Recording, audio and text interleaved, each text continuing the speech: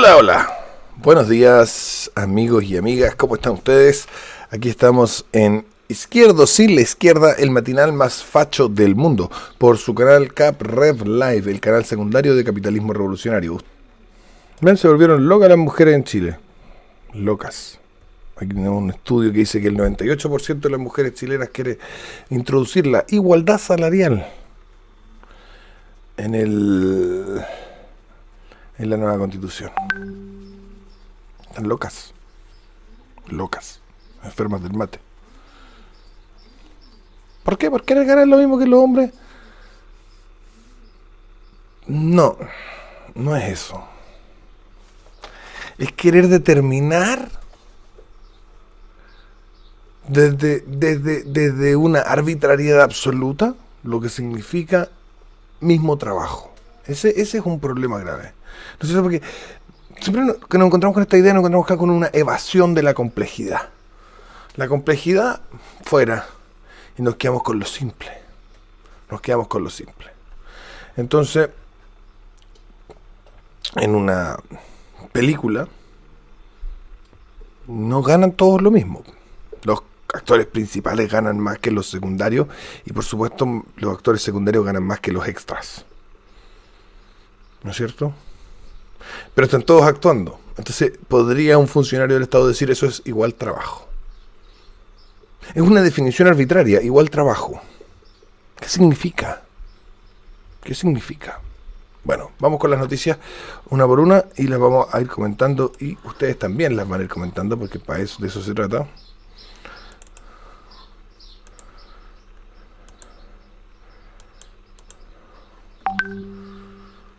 Y vamos a partir precisamente con esta de Lemol, que dice: estudio, 98% de las mujeres considera que la igualdad salarial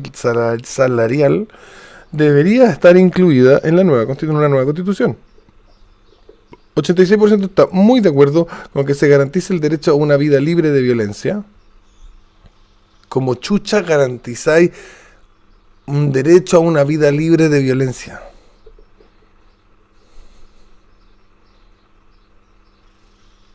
No tiene patas ni cabeza. Primero porque la Constitución define el Estado. Y el Estado, su función principal, la más importante, es la violencia. De eso se trata el Estado. Si no, no sería Estado. Si no, sería una ONG. El Estado se trata de la violencia. O que lo que define el Estado diga que el Estado, que se trata de la violencia, garantice a las personas una vida libre de violencia, significa que el Estado, digamos, se pone una cláusula que se elimina a sí mismo. No tiene sentido. No tiene patas ni cabeza. A ver. Y 80% que se reconozca el trabajo doméstico y los cuidados que realizan las mujeres normalmente en la Constitución. Que la Constitución diga: reconocemos el trabajo doméstico. 60% de las mujeres votaría por otra mujer para integrar la Convención Constitucional en abril. Y un 17% participaría activamente de su campaña.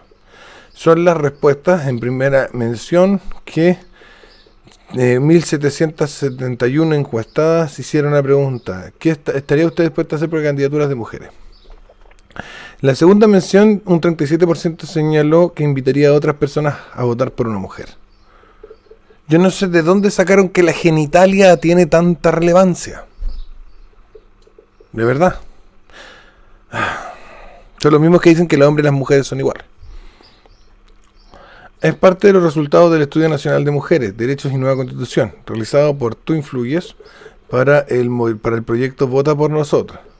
La iniciativa incluye a la organización Corporación Humanas, al Instituto Update, a Origen Consultores y a la Fundación Friedrich Ebert Stiftung, y entregó luces sobre las prioridades que tiene el género femenino de cara al proceso constitucional. Por ejemplo, el estudio revela que 46% de la muestra considera que las mujeres de pueblos originarios deberían estar representadas prioritariamente en la convención. O sea, que tiene que haber más mujeres de pueblo originario que el resto, a pesar de que eso sí que es una gran minoría. La Convención Constitucional no tiene que ser representativa. No tiene que ser representativa. La mayoría de la población chilena son mujeres y hombres mestizos, castizos, ¿no es cierto? Castizos, es decir, con sangre indígena, pero con un aspecto más bien europeo. No europeo así rubio, pero más europeo que indígena. Eso se llama castizo. Bien. Y las minorías en Chile son los hombres y mujeres europeos, rubios, así, germánicos, ¿no es cierto? Y los hombres y mujeres indígenas y negros. Son grupos pequeños, grupos que no representan. Entonces, aunque yo creo que la etnia y el sexo no nos representa en nada a la hora de hablar de constitución, porque constitución es definir la estructura del Estado. Eso es lo que hace la Constitución. ¿Cuántos años manda un presidente? ¿Cómo elige a sus ministros? ¿Cómo se eligen los diputados? Si es que va a haber 2 cámaras, una cámara, ¿cuántos representantes va a haber en cada cámara? ¿Cuáles son las funciones de cada cámara? ¿Cómo se procede a procesar una ley entre las 2 cámaras o en una cámara? ¿Cuáles son las mayorías que necesitan qué tipos de ley para salir aprobada? Ese tipo de cosas dice la Constitución. Por lo tanto, ¿a quién le importa si es hombre, mujer, blanco, negro, chino? Podríamos traer unos japoneses a escribir la Constitución. Da igual. Porque tiene que haber una representación sexual, étnica. Esta gente está loca. Tiene problemas psiquiátricos graves. De verdad. Esto es una esquizofrenia colectiva, pero gravísima. ¿Ah? O sea, porque una persona sea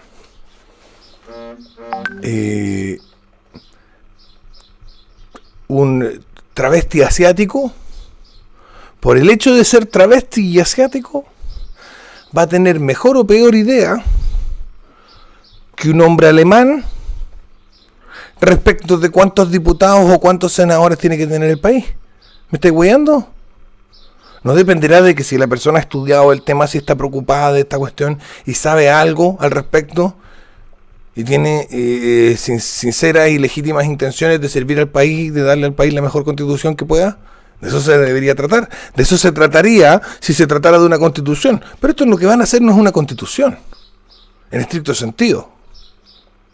Hacer una carta de deseo, una carta de viejito pascuero, una lista de deseos mágicos, sin un cómo, ni un qué, ni un por qué, ni un para qué, sin responder ninguna pregunta respecto de cómo resolver esa lista de deseos mágicos. Son deseos mágicos y los tendrá que dar el Estado. ¿Cuál Estado? Si no lo has definido tú, que eres el constituyente. ¿Ah?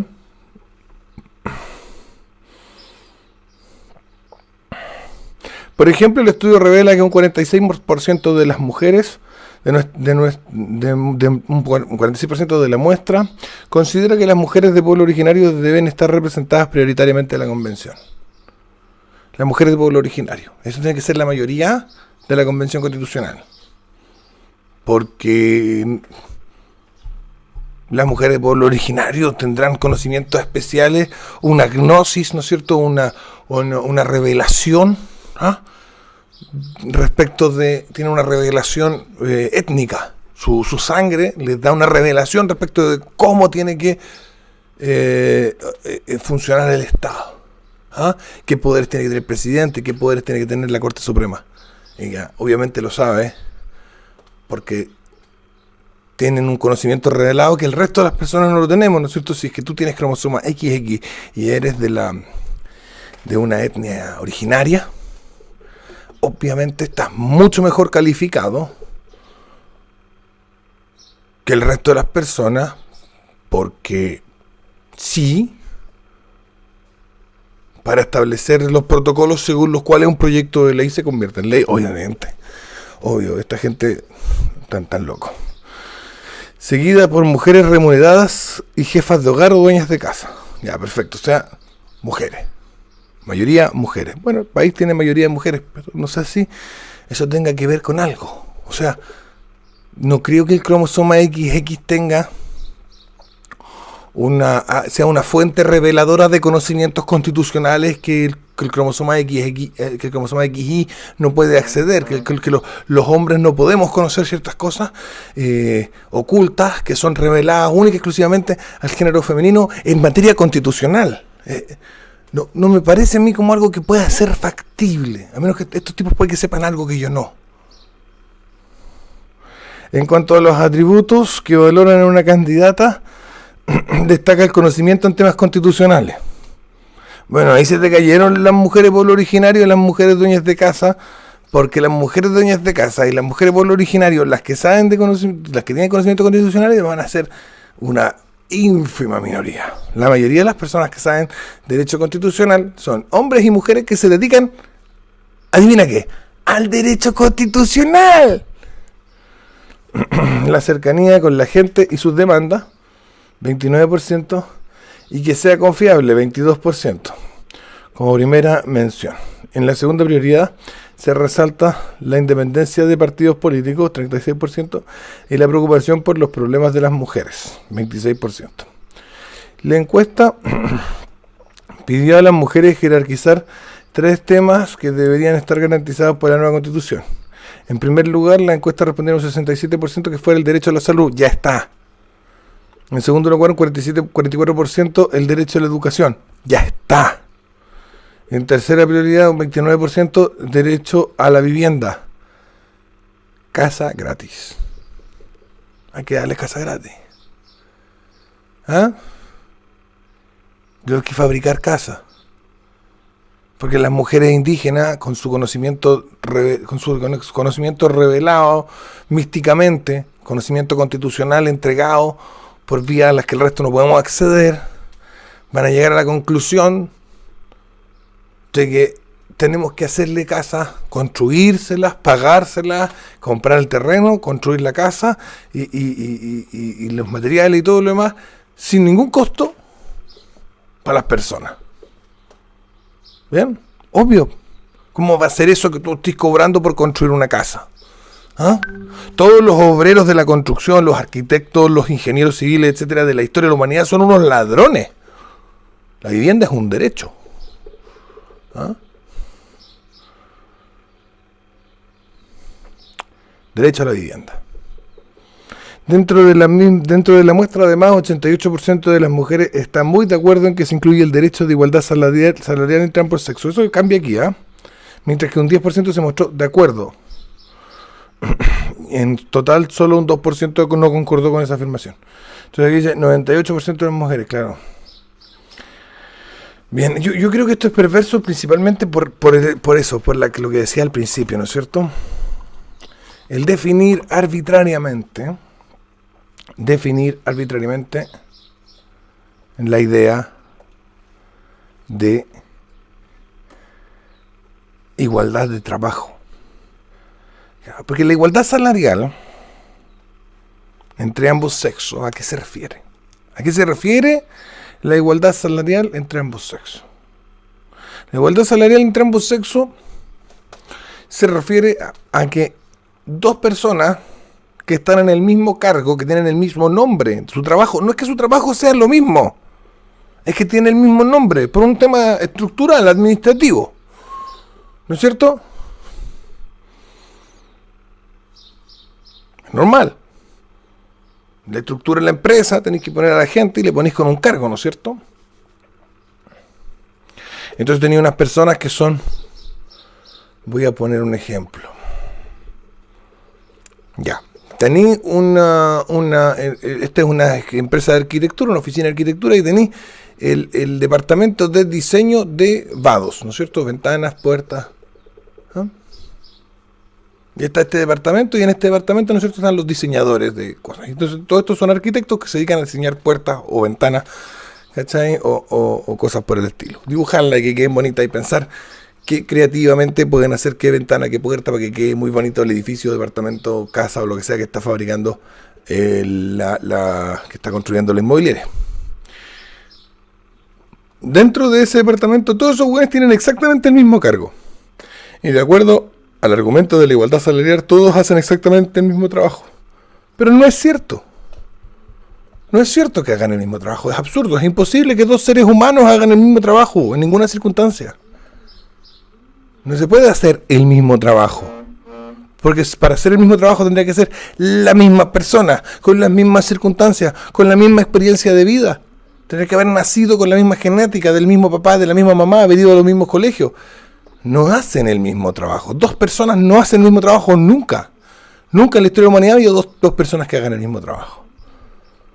Luego, efectivamente, una de las cosas que hacen los jefes, y que está bien que hagan y que deberían seguir haciendo, es que a ese que ven que hace mejor el trabajo, o que trabaja más duro, o que tiene ideas más creativas, incluso tal vez ni siquiera trabaja mucho, el huevón está echado todo el día, o la mujer está echada todo el día, pero tiene unas ideas creativas que salvan el día. A ese huevón lo valora más, dice, me da lo mismo que se me vayan estos 3 huevones, pero este huevón no creo que se me vaya. Por lo tanto, cuando ese huevón llegue y le dice que el jefe sabe que quiero ganar un poco más de plata, el jefe le sube el sueldo. Y la igualdad salarial debería subírselo a los otros. ¿Por qué? O sea, los otros no los valora. Si los otros vienen a pedirle subir el sueldo, le dice, oiga, usted si quiere se va.